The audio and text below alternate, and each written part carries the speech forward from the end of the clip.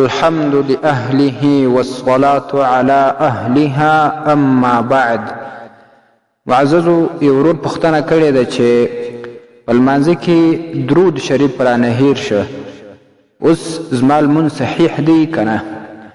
الجواب وبالله التوفیق. محترمه، اوله خبره ده چې موږ او تاسې باید لمونځونه د زړه په حضور باندې وکړو، نه داسې چې فکرونه سوچونه مو په کاروبار کې، په دوکانونو کې، په نورو ځایونو کې وي او دلته موږ او تاسې په لمانځه باندې ولاړ یو او دا دعوه کوو چې موږ د الله تبارک وتعالی سره مناجات کوو. داسې کول نه دي پکار.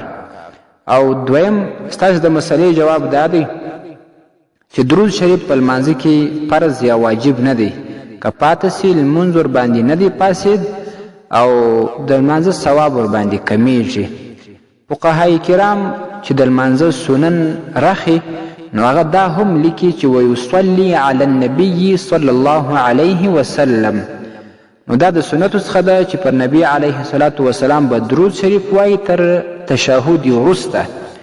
او دا شان په الجوهرة النیره کې راځي چې ولا تبطل الصلاة بترکها.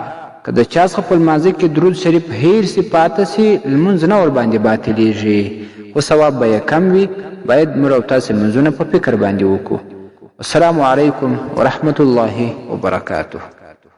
ستاسې د اسلامي پوښتنو جوابونکی مفتي حکیم الله صابر الحنفي صاحب.